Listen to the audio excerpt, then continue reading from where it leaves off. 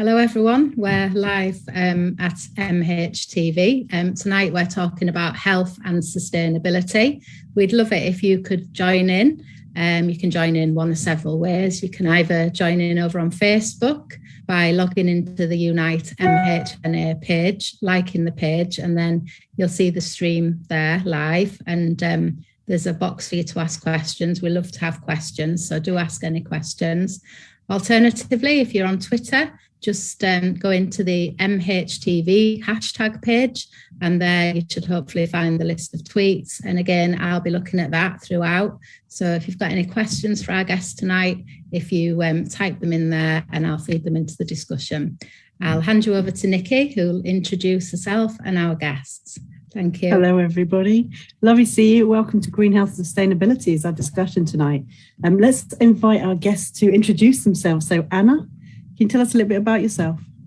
Yeah, sure. Hi, I'm Anna. I'm a pediatric nurse from Germany, and I'm currently working as a climate officer for Healthcare Without Harm Europe. And there I'm responsible for the Nurses Climate Challenge, working on resources for nurses who want to learn about climate change impacts on health and educate others about that and become advocates also for it. Fantastic, thank you. And Heather? Hi there, my name's Heather Baid. I'm an intensive care nurse and I work at the University of Brighton.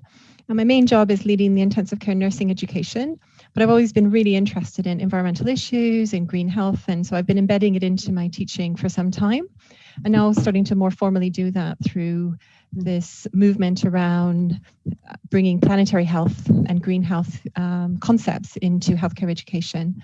I also help to lead a sustainability special interest group within our School of Sport and Health Sciences. We organise an annual conference every year, and been liaising with Anna and Siobhan, who are here today, in their organisations and collaborating together around various different aspects and ways that we can start to embed sustainability into nursing education more. So really happy to be here today to have this conversation. Yeah, absolutely. And Siobhan, last but not least. Yeah, hi everyone. My name is Siobhan Parslow-Williams. I'm a general registered nurse. My background is in secondary care and primary care. And also education and research, including some mental health research as well. My current role at the moment, so I work at the Centre for Sustainable Healthcare, and we work with the NHS to help them achieve their net zero targets, and it's based in Oxford in England. I'm currently project managing a Health Education England funded project, and it's all funded by the Health Foundation. And it's looking at sustainability in quality improvement, so health professionals and innovations, looking at sort of a holistic view, looking at environmental, social, and also, of course, patient and population outcomes. So that's working to integrate that into all healthcare professions education. And I also, I'm the network lead for the Green Nurse Network. Fantastic. We'll be tweeting out all those different things as well, so that if anyone's interested in these, being part of these organisations or understanding more about them, please absolutely get in touch, because this is very much an issue whose time has passed but come for sure. I mean, a lot of people who've been doing lots of different small pieces of work are finally getting to a point where we're able to join together and actually do something quite big now, and I think we're really seeing a real change. So before we go further, let's just kind of iron out what do we mean by sustainability and what's it got to do with healthcare? So who wants to have a go with that one? I think, I know Heather has a lot of thoughts on like the definition of sustainability, because it's often in the NHS, for example, in healthcare, it's used in terms of longevity. Obviously you also have like environmental sustainability. I know the Royal College of Physicians have defined sustainability as a domain of quality, which needs to run through and moderate all the other domains of quality, like timeliness, safety, patient-centeredness. And it's really important that we design and innovate, have healthcare which is not only fit for purpose for patients today and individuals, but also for populations and patients in the future. Did you want to add to that then, Heather? Yeah, I think, this sort of concept of sustainability and the sort of interlinking and interrelated concept of sustainable development mean many different things to many different people. So I think it's quite a broad concept and it's very subjective. So for some people, it's about financial sustainability, as you were saying, Siobhan, sort of sustaining the service. For others, it's about sustaining people and the people resource. So you could look at that as social sustainability. Or tonight we're focusing on environmental and eco issues, and the environmental sustainability comes in. And within my own research and just my own travels in the literature and just teaching and as a nurse and things, it really does seem like they all interrelate and they all influence each other. And you can't really have one aspect of sustainability without it impacting on and be impacted by the other domains. And I really like this SQI model that the Centre for Sustainable Healthcare not so recently, a couple of years now, I think it's been out.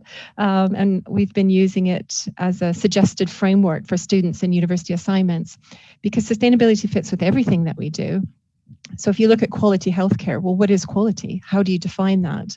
And if you have quality today, well, how do you know it's sustainable for the future? So one element of that could be sustaining quality, for example, in an intervention in mental health nursing.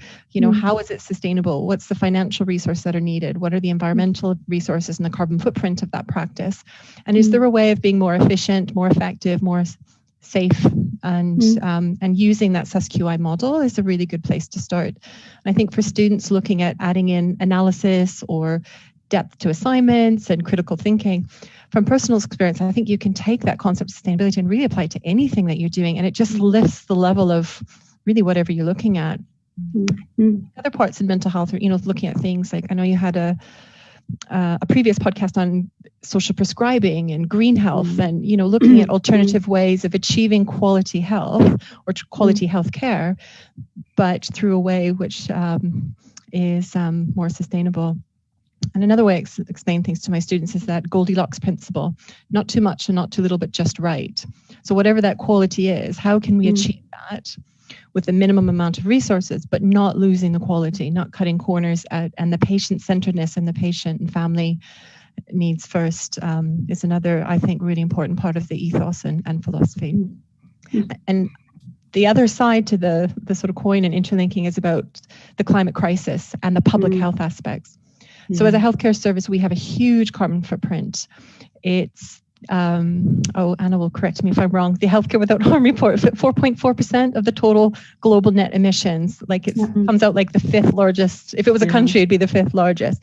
So as a healthcare service, we have a responsibility to think about planetary health. But as members of the public, we're all impacted, as are our patients and families and clients, however you define the people you work with, around things like pollution and nutrition and forced migration. That's ultimately because of the climate crisis. And a lot of people are, there's often this phrase now, we shouldn't be saying climate change, it's a climate crisis because of the urgency, but ultimately it's a health crisis. And using that language, I think, makes it relatable to those of us who are working in healthcare fields. And I think one of the things that makes it really relevant for the sort of people that we work with and support as well is no matter what happens, it always hits the most vulnerable the hardest. Whether it's something like a hurricane like Katrina, taking out all that kind of really low income family housing, flooding, dispossession, all the kind of attendant horror that went with that. It's always the same. And again, if you take it from a British perspective, then the places where there is the most overcrowding, there is the most fumes, there is the least good air quality, those are the areas. You don't get rich people living there, and they are always, that kind of intersectionality and that kind of multiple overlapping disadvantage is something that's really, really relevant for health. I wondered if you could add anything else into there for just for the pot, Anna, for us to be thinking about in terms of nursing and green health and sustainability. And how nursing comes into there, I think, is we're working all the time usually with those vulnerable people who are going to be hit mostly by climate change and who are going to be most impacted by it. And I think that gives us some kind of responsibility to take care of them and to make sure that, well, sustainability, that we use the resources that we have now to also be able to provide that healthcare in the future, and also to build resilience, because there are already impacts of climate change. I mean, I'm from Western Germany, so we've just seen that here with the huge floods. But there's going to be even more impacts, and they're just going to grow. So we as nurses are going to see that in our practice, in our daily practice, and we're also going to have to learn some new things, because there are going to be changes also in the disease. Diseases we see, vectors are moving north, so maybe some not so pleasant things are going to come over to England soon as well. Absolutely. Yeah, so I think it's a big role that we have to play. And then we also have like the trust of a lot of people. Like, nurses have been voted to be the most trusted profession in like lots of countries around the world again and again. And I think that also gives us some responsibility again, to use that trust that people set into us, and spread the right message, ask the right people to do things. Absolutely. So we will obviously be asking for your questions as well at home, and obviously Vanessa as well. If you've got anything that you wanted to particularly focus in on, do say. But I think we've talked a little bit about how it impacts health very broadly, but I think there are some people still who really don't see it as part of the nursing role. And it's such a strange thing, because I think one of my first memories of working in the NHS was things like, when it was too hot, we had no control over turning the heating down, just opening the windows. And I mean, you look at it now and it's like still happening, isn't it? We still can't get the heating and temperature right. We're still looking at lots of waste. We've got theatres up to their eyeballs in plastic because of COVID at the moment. And you can really see that, you know, even people who are quite thoughtful in their personal life, you know, the recycling and doing things like that, when they come to work, it's like all bets are off. So what have you got any thoughts about, you know, particularly why it's part of nursing, or why nurses should be concerned by it? Well, I think, firstly, you know, this is the climate crisis is the biggest public health crisis of our time, you know, of our lifetimes. You know, and I think that's something that we, you know, have to really, you know, it's a difficult pill to swallow, but it is the reality. And, you know, if we don't do anything now, we are going to be set back by about 50 years in public health gains. You know, it's, you know, the Lancet, I think, reported, you know, how every child born today will be profoundly affected, you know, by the impacts of climate change. And because of that, you know, we're going to see lots, you know, much more extreme weather events, like Hannah was talking about. You know, we're already seeing those happen now. You know, we're going to see the spread of infectious diseases increase with more intense heat waves. You know, we're going to see lots of, already we're seeing lots of health complications. So like with, you know, air temperature rises, poor air quality. You then see sort of increased, you know, sort of exacerbations of chronic disease like vascular disease, disease, kidney disease as well. But also, you know, mental health is a big factor as well. You know, climate anxiety, you know, it's a big thing to kind of cope with. But there is actually a really good resource called the Climate Cafe. So anyone who is dealing with climate anxiety, that's a really good resource. But, you know, when you see, you know, the flooding and these big wildfires, you know, you see displacement, you see destruction of people's homes, and then you get increases of like PTSD, anxiety, depression, you get survivor guilt, and suicidal ideation. So, you know, it's going to have a direct impact. So although at the moment the IPCC said that at the moment we're on a trajectory for a 3 to 4 degrees Celsius temperature, and we need to keep it at under 2 degrees, at 1.5. And a lot more needs to be done, but I think we have to keep optimism as well, and actually, although it is the greatest risk of our time, it also presents the greatest opportunity for us to turn this around. And like Anna was saying, about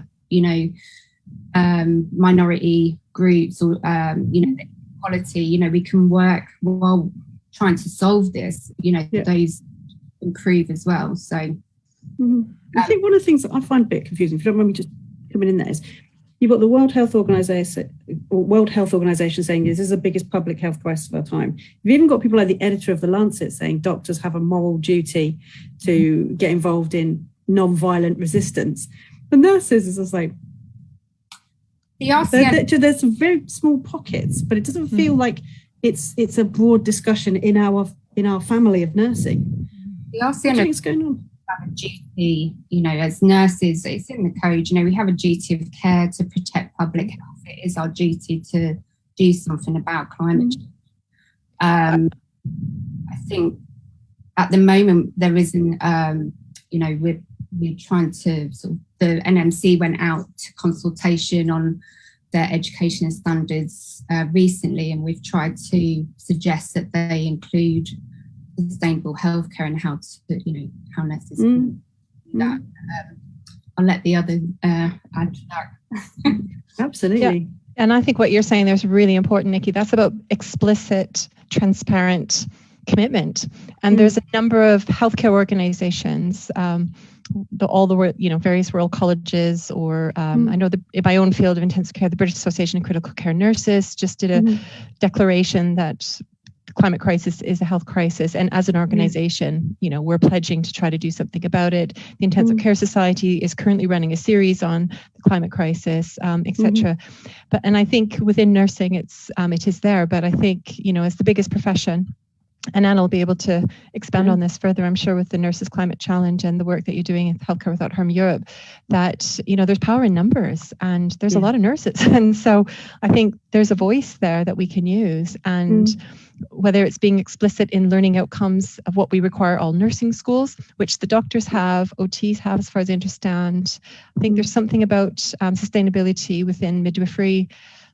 Is it called the standards of proficiency? No, something about proficiency and, education stuff for midwives. And, as nurses, if we feel this is important, it's up to us to be liaising with, or is demanding the right word? I don't know. Is it crisis? Demanding that, having a voice. The finger on why we're too quiet. Should we say demanding? Well, exactly. And I'm Canadian too, right? But let's just demand it. It's fine. Yeah, and I think now is the time. And the other thing that I found really, really helpful is I used to feel like I was the only person because nobody else seemed to talk about it. And now there's lots of people talking about it. And I think particularly in nursing, things like the Green Nurse Network and the Healthcare Without Harm's Nurses Climate Challenge campaign, there are other like-minded people out there. And if they're not obvious in your own area, they will be obvious somewhere else. And find people that are trying to do the similar things as you, and declare yourself a champion. A couple of years ago at our annual Sustainable Healthcare Conference, one of the mental health nurses locally here, who'd only graduated, I think something like a year, like she'd only been working about a year, she just decided the local mental health inpatient place where she worked needed to sort out sustainability. She declared herself a champion. She got rid of styrofoam cups, I think, if I remember, and did some things about medicine and how they're dispensed, and got people talking about it. And it just takes one person to start a conversation. But there's power in community and supporting each other, not replicating things, and feeling like you're supported rather than feeling like you're by yourself. And I think there's something else you were saying, Siobhan, about changing the perspective. The original Lancet, I think what was it called, commission or whatever, the original stuff back in about 2009 was about it being the biggest global health threat. And at some point I noticed they changed their language to being an opportunity. It's an opportunity to do something for the future. Same initiatives, but I think we're all a bit overwhelmed in the pandemic. People's bandwidth to take on, global climate crisis, it's anxiety provoking. It's too much. It feels like it's happening to somebody else. But that realization is happening to all of us all the time. It's a lot to take on. And so trying to find ways individually as well as collectively, but as an opportunity. And using the pandemic, we've never had this sense of like, well, where does stuff come from? Where are PPE, like gloves and things coming from? Well, actually, maybe we could have a conversation about that. And could it be done in a more sustainable way? In the mental health field, like I was saying earlier, around social prescribing and blue space and green space. And I think there's so many aspects of the pandemic that have just prompted us all, both in our personal lives as well as our professional lives, and using that as an advantage. I think the interrelatedness of things is much more apparent as well. Anna, did you want to talk about those initiatives? Because I think they do sound really important for people to understand. Sure. Yeah, I actually, it's built on the idea that Heather said, that there is some strength in numbers and that we seem to be really not connected in nursing. Like, I think the physicians have something there that we haven't reached yet, this whole also international connectedness in between, not just the organizations, but also the individuals. And I think this hearing about others who are also passionate about it and who think it's important, that gives you some confidence that maybe when you feel like you're the only one in the world who cares about it, you just don't have. And so, yeah, with the Nurses Climate Challenge, basically what I'm trying to do is to connect the right people with each other and tell the stories of the people who are already doing great projects. Like, for example, I just published a case study at the Nurses Climate Challenge of a nurse in Ireland who just decided she's going to plant one tree for every nurse in Ireland because they deserve it, and went to the office of the Minister of Agriculture and was like, okay, and you're going to plant the first tree. And because she was just so direct, they did it. Like, you wouldn't be surprised how much you can actually get done if you just have the courage to do it and have the feeling that there's people standing behind you and supporting you doing it. And and also not being that much afraid of climate change or climate crisis, the climate crisis, because, like, I think Siobhan said it, that it's a huge crisis, but it's also an opportunity, because most of the things that we're fighting against there, we're working on anyway, because the things that make the planet sick are often what make the people sick anyway. So if it is overconsumption that leads to diabetes, if it is not being active and using only a car, making the air bad and also leading to overweight maybe. Like, all these things are anyway what we're working on day to day with the patients we work with, and it's basically a co-benefit. There's nothing to lose by fighting against climate change there. So what exactly is going on? So you've got a European network and you're looking at a particular challenge. So what are you asking people to do? What's the nature of the challenge for nurses? Yeah, the challenge is that nurses sign up and then learn about it, but then not just stop there, but go out and teach all the other healthcare professionals around them. If it's only their team, that's fine, but they can also go further. And we have presentations produced for them, so there's no need to sit down and write down notes or prepare anything. You literally can use everything that's there and just educate people around you why it's important to act. And then go on from there and, maybe go advocate or change things in your daily practice. Because there are already quite a few people who do that. And it's going to be quite a big challenge to change the healthcare to be sustainable and climate smart. Yeah, definitely. Can I add a comment about that championing kind of a role? I think it's a really exciting initiative that the Healthcare Without Harm in America has started previously, haven't they? And now this is a European version of it. It's just that representation of that kind of grassroots, what you might call bottom-up approach.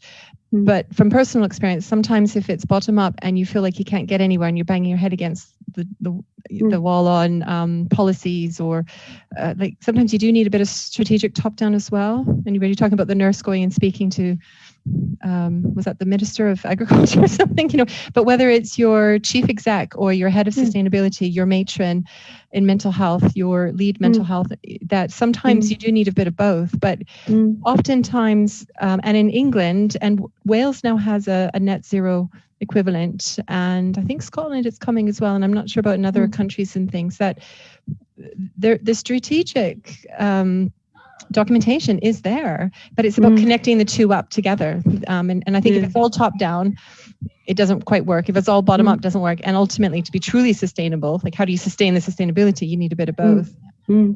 I think what's really great, so if you're watching this at home, please do follow the link and have a look on and sign in to have a look at the resources. And you'll be able to see there's actually tons of information there. And if you do want to have those conversations with your colleague, there's information about how you can be an advocate, how you can do things. And I think one of the things that Siobhan and Heather and Anna were all saying is this is an opportunity. It's a crisis and an opportunity. It's a crisis-opportunity. So it's an option to do something rather than just be scared and powerless, because you're not. You're not those things. So let's go to Vanessa now, because I know there's some sorts of questions coming through. Yeah, we've had a few questions from students asking how they can get involved and also how they can get themselves heard. So that's the first one. We've also, I'll give you a couple of questions for now. We've also got a question from Dave, which is about COVID, and whether you think your views on whether that's made the NHS more sustainable or less sustainable in terms of things like less travel, but obviously single-use PPE and that kind of thing. So quite different questions. So first one about students. I think if students, are interested in this and they want to get involved, so the Centre for Sustainable Healthcare have networks. Earlier, so we've got the Green Nurse Network. So if you go to the Centre for Sustainable Healthcare website, or you can search the Green Nurse Network on Twitter. It's just @Green Nurse, one word. Right. Then we'll tweet that out. Yeah, I'm just doing it. So that's basically an informal network of nurses, of students, registered nurses, retired nurses, anyone who has an interest and wants to get involved in sustainability, to link up. And if anyone's really keen, in the next, sort of later this month, we're going to be looking for volunteers as well. So if anyone is interested and wants to sort of has a bit of time, as much or as little as they want, that would like to get involved in that, then keep an eye out on the network and the Twitter page. In terms of, I would say, if you wanted to get involved in terms of making a difference, within your practice, I think what Heather was talking about earlier, how it's Sabrina Carter, wasn't it, who did the, that's it. So she was a newly qualified nurse, and she decided that she could see, obviously, that there was so much waste with disposable cups, and she made a change to reusable ones, and made there was a big carbon saving from that, but also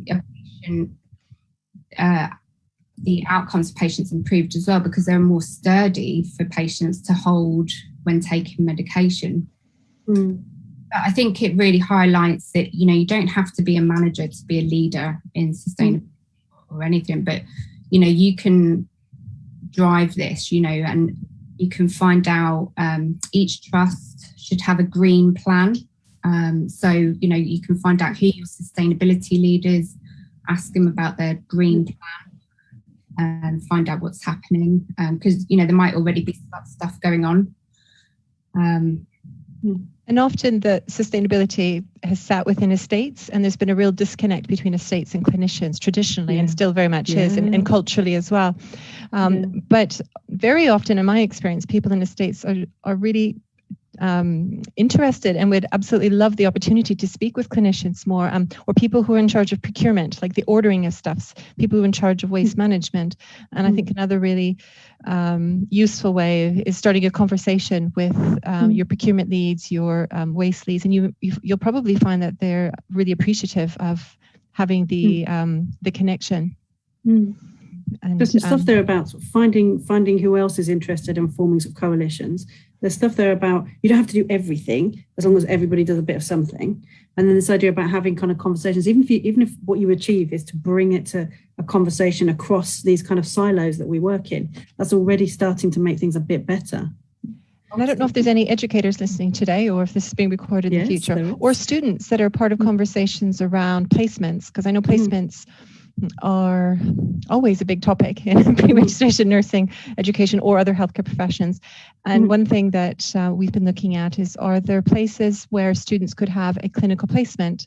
And I understand every course is going to be different, every country is going to be different, whether that's 6 weeks, a week, a few months, a condensed thing, there's probably various models. But if sustainability is part of healthcare, well, why not have a clinical placement with the sustainability team in Estates, or in Brighton, we've connected in with, those types of organizations or healthcare organizations. So it's just something to think about, which also is just really useful in this time where placement areas are as good as gold. I know, aren't that's they? what I was thinking. I know. And so people with placements everywhere going, wait, what did she say? Yeah.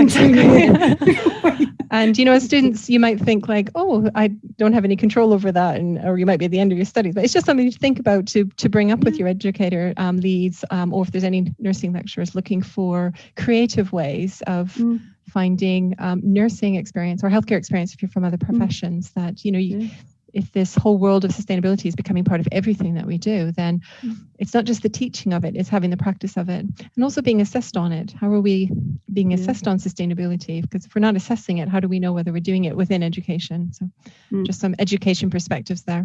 I think you've got the other question as well, the thumbs up, thumbs down. Are we getting better or worse with COVID? So no travel, but extra plastic. How's that working out? What are your thoughts on the impact of COVID? I'm not sure if there's like a way to calculate. I feel like everyone's mentally calculating. Obviously, on some hands, we're traveling less and we're starting to learn how to use all the virtual ways of communicating. I mean, we're now meeting and we're all in different places. Yeah. But on the other hand, I think it also had some really bad impacts on how much PPE was used. Like there were mountains of it, and then also, for example, here in Germany, we have to, by law, wear the single-use masks if we want to go into a restaurant or a train, any public transport. So that's also just creating so much waste that would have not been created before. So I don't think there's anybody who can say what is actually the under the line here. How much did it help? How much did it stop? But I think you'll have wins on some things and, others. And the other thing is just the increased volume. Yeah, but maybe it did give people an idea of how bad it is. The whole mountain of PPE actually made people think about how bad it is and where does this all come from and why do we need this actually. So, it's also raised up the whole question about infection prevention, and very often that differs in different places, and very often the practice isn't what the policy actually is. So if you look at what your infection prevention policy actually says about when to use gloves, there can be a real disconnect with the reality of when gloves are used. And in England, the Royal College of Nurses have done a lot of work on this from an occupational health point of view, because if you're overusing gloves and you have dermatitis, and there's quite good evidence around misusing gloves actually increases infections. And anecdotally, I know there's been a lot of talk about increased central line infections, or because people don't wash their hands as much or properly with that sort of sense that you're covered with the gloves. And in the pandemic times, there's been huge amounts of discussions around when we wear gloves and the early days of double gloves and then triple gloves and all of that. So I think some of that's been really good to make us all question, what is our practice? And the Great Ormond Street Hospital in London, they've done a fantastic project, and it's quite well known now. in the sustainability world, where they did a big quality improvement project around gloves. And I love their metric they used around dinosaurs, because for those that don't know, it's a pediatric hospital. So they've raised, was it 2.3 or 3.2, something like that, or saved equivalent of Tyrannosaurus rexes. So they've measured how much money they saved, because they're not overusing gloves, which is, these millions of gloves used over years that were saved. So that's a certain amount of money. You can put a carbon footprint cost on that, but you could also weigh it up and say, well, how many Tyrannosaurus rexes does that equate to? And in the pediatric world, it's meaningful and it's fun, and it's about language. And there's quite a few videos. I'll find them and put them in the link. It's a really good example of a simple measure that was very nurse-led. It was led by the nurses, as far as I understand. And they asked nurses to risk assess and to make their own judgments and be empowered to, we're not saying don't wear gloves, but wear gloves appropriately. It's back to that Goldilocks principle of, don't cut the corners, but don't overdo it. Find that just right in the middle. And I think the pandemic has really pushed that and made us all think about, in a way, rationing care. We don't have the ability financially, environmentally. I think the other thing is bringing in social sides of staff well-being and staff shortages, and just the mental health impact of the pandemic on staff. So I think you can put the finances in, you can sort out the carbon footprint. If you haven't got any staff and staff that are well, then the environment and the financial stuff become irrelevant, don't they? So I think that's probably one of the biggest pieces of the puzzle of the pandemic complexity. That's what I was about the in terms of the impact with COVID. I think we're so the shortage of nurses is so apparent, isn't it? And it's really having an impact. And I think on the time that we can spend on these things. So when I talk about the sustainability quality improvement framework, that was really designed so that you can kind of scan what's going on in your area, and you can really kind of break it down into something that's manageable and something that you can do in your area that's realistic, and with the time that you've got. So there was another example of a quality improvement project at, I think it was Royal Devon and Exeter Trust, and the emergency department. They found that there was a lot of wasteful practice in terms of the cannula being used. They were cannulated.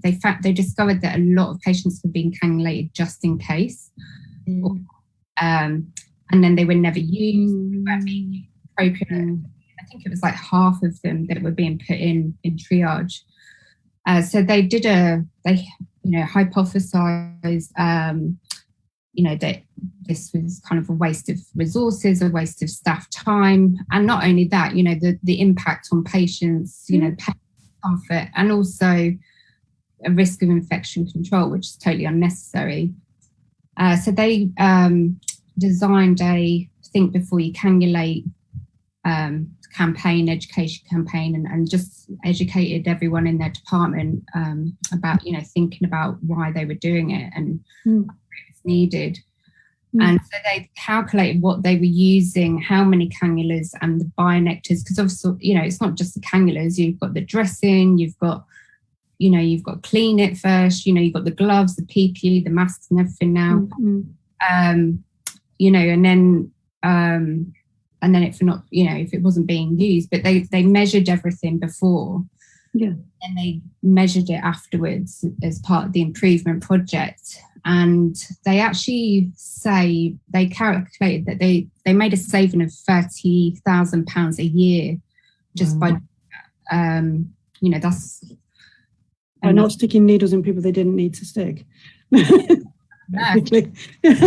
Well, there's a lot of talk on that right now because of the shortage of blood vials. You know how there's a shortage because of the pandemic. And so I've seen so many tweets on that of ICU people saying, oh, do you think we need to do daily blood tests? Just because that, just in case, where it's not always needed.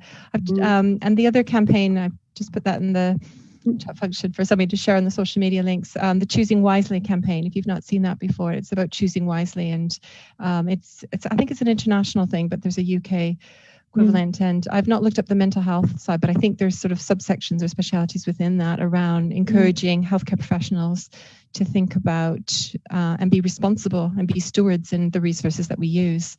And it's just another resource that might be relevant to this conversation. Thank you. Time is going to get away from us, so let's go to Vanessa for the last couple of points from people who are tuning in. So I can see there's 2 or 3 things left, and then we'll come to you guys for like some thoughts to leave people with. Yeah. Well, just before we do that, I feel like I've been sat here thinking about, we've talked a lot about environmental issues from a sort of personal and an organisational perspective, but thinking about green issues from a sort of community and probably a political perspective as well. What can we do to influence change there? Because I think the reality is there is some inequality when we talk about green issues. A lot of people who don't have access to green space, for example, when we talk about sort of more green practices that we can adopt at home, they often take time. For example, I'm vegan, so vegan food's often a lot more expensive. If you cook from scratch, it takes time. Not everyone has access to to greener options. And of course, we mentioned earlier about obesity, but we know that obesity is often linked to bigger issues around inequality. So I suppose my question is, as nurses and healthcare professionals, what can we do to influence the inequality in green justice, really? Because I think there is something about green justice here as well. It's a big question to end on, but I feel as a mental health nurse, it's something that we should be talking about. Anna sort of touched on it earlier, is that nurses are the most trusted profession, and I think we as nurses have a powerful voice, and I think using that, there's lots of there's an organisation called Health Declares, which is, you can join, again, they're on Twitter, and there's a website. What's it called again? Sorry. Health Declares. And so they're working to lobby trusts, Royal colleges, different institutions to declare a climate emergency and then put plans in.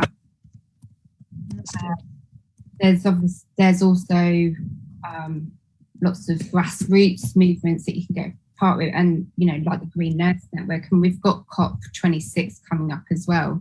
I think a lot of people will be going up there. I think there'll be lots of people demanding that this is put on, that we have an agenda that, that does address the climate challenge. But I think by addressing that, it's including looking at social aspects, thinking about diversity, equality, and equity, in terms of access to care and green space. That's great. I've shared that, and I'll share the link as well. I've shared the title of it for now, but I will go back and share the link for people who are listening. Is anything coming in just to finish up with on?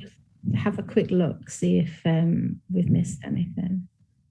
I was just going to add in, I think there's something intuitive within the ethos of what nurses do, or again, defining nursing can be different for different people, but I think that whole concept of prevention and public health, and you don't have to call it sustainability, you don't have to call it a green action, but as a nurse advocating, if you as a community nurse recognize that actually the real issue here is somebody's boiler doesn't work and they're cold, and that's why it's affecting their mental health as well as their physical health. And I think it's using that mindset of sometimes it might be something a little bit outside the box or even political, in sorting out social inequalities, which doesn't necessarily say the word carbon footprint or sustainability, but underneath it all, if you resolve that, there's a real environmental co-benefit that comes about. Maybe climate justice is also very much involved in who will be impacted. It's not only us, or like not only England, not only Europe. There's like so much more to climate change and the issues that it brings, and like maybe we will get through with it kind of okay, as like middle class working people with quite a good income, but then the same people in the community who don't have that standing maybe won't, and then even worse in countries where they don't have that health system, that support system in place. So that's also quite political then at some point. Yeah. And there's been a lot of interlinking recently, I've noticed, with, use that phrase, Anna, climate justice and racial inequalities and interlinks between particular communities and racial undertones, etc., and things. And I think it does get very, very political. Like anything in nursing, doesn't it? As soon as you dig into actually what's causing it, it turns out not to be the leg break that's the problem, it's the everything else-ness, isn't it? Yeah. I think Alfonso's written in here saying, for our students watching, how did you guys get into, the field? Because obviously you've all got these sort of like other interests in green health. So how did that come about as your health workers and nurses? Why did you suddenly think, right, I'm going to put time and effort into this? Because we're all busy, aren't we? So what made you make that decision? Well, I think I've always been environmentally conscious, and I've always wanted to integrate it into my nursing. And I remember trying to bring it up years and years ago. I think I'm a bit older than Anna and Siobhan, but, and getting, if I'm really honest, getting completely laughed at and being told that's not part of your job and why would you want to do that? And I think I've just kind of quietly started doing it, thinking that, sorry, for obvious reasons, I'm wishing I had changed my background. It was all going so well. You haven't seen what's going on behind the scenes. I thought that you were doing a great job of continuing. Anyways, you did say at one time you had a fire, didn't you? But you never know what's going to happen. But and just like we were saying, I work in education, so we were saying any nurse can declare themselves a champion. I think I originally our conference wasn't a conference. I booked a room, told people, said bring your lunch, and somehow it's grown into a conference, and we've just created a group. And why not just call yourself a champion? You are now, as of when you've called it, and that's how I've done it. And found strategic ways where there are reports and top-down things, and finding people higher up that are really, really committed, not greenwashing, pretending to be committed, genuinely committed, and getting strategic support is another real advantage that I found. Okay, Siobhan, Anna. Yeah, so I kind of echo, what Heather said. Like, I remember when I was just coming to the end of qualifying as a student nurse, and telling my academic advisor that I wanted to do something around the electric in the hospital, and sort of saving electricity. And I think they looked at me like I had three heads. Like, it was kind of like, what? But I've always been an environmental activist. So in my personal life, I was doing that. And then I think it was just, I always kind of felt drawn to it, and, the waste and the things that were conflicting with my personal kind of life. And then I sort of connected with Heather actually online. Brilliant. And then I saw the opportunity come up at the Centre for Sustainable Healthcare. So I went for it. But for me, it was really joining two massive passions for me, and kind of joining the dots, because, a healthy planet really does, it's the health of the planet is connected fully to the health of humans and other life. So I think that was really, but I think it'd be great to have sustainability nursing as a speciality in its own right, because I think it's so important. I like that idea. Have you just declared that, Siobhan? It is a thing now because you've done it on this. It's a thing. Officially a thing. You're the first one. Specialists. Yeah, that'll do.